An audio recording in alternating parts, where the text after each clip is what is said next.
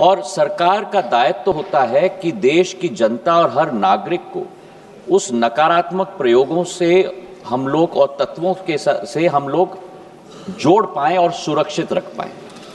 इसी सोच के साथ संचार साथी पोर्टल की हमने शुरुआत की थी सर 2023 में, और संचार साथी ऐप का प्रयोग हमने 2025 में हम लोग ने शुरुआत किया।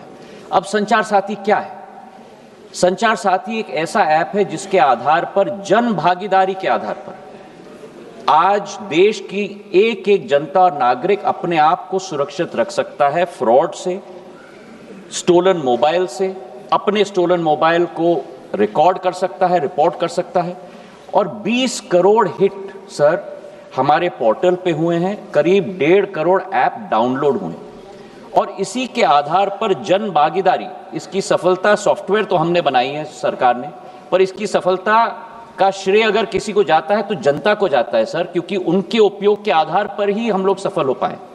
और आज मैं रिकॉर्ड पे रखना चाहता हूं कि इस ऐप और पोर्टल के आधार पर 1.5 करोड़ मोबाइल कनेक्शन देश के अंदर डिस्कनेक्ट हुए हैं जो फ्रॉडुलेंट हैं, क्योंकि जनता ने रिपोर्ट किया है।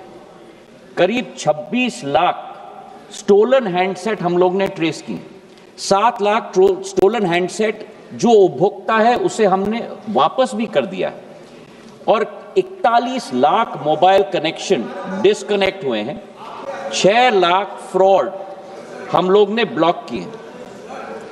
इसी के आधार पर हम लोग ने ये कोशिश की कि हम लोग हर एक नागरिक को वो चॉइस दें, क्योंकि ऐप फोन पे है, इसका मतलब नहीं है कि वो ऑटोमेटिकली ऑपरेट हो जाएगा।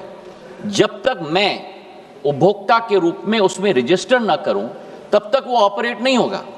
और मैं उपभोक्ता के आधार पर, जैसे मेरे फोन पर सर ढेर सारे ऐप्स होते हैं, मैं उस ऐप को भी दबा के मैं डिलीट कर सकता हूं। तो ये लोकतंत्र में पूर्ण हक और अधिकार नागरिक का है सर। हम लोग ने केवल ये ऐप सभी को उपलब्ध कराने के लिए कदम लिया है।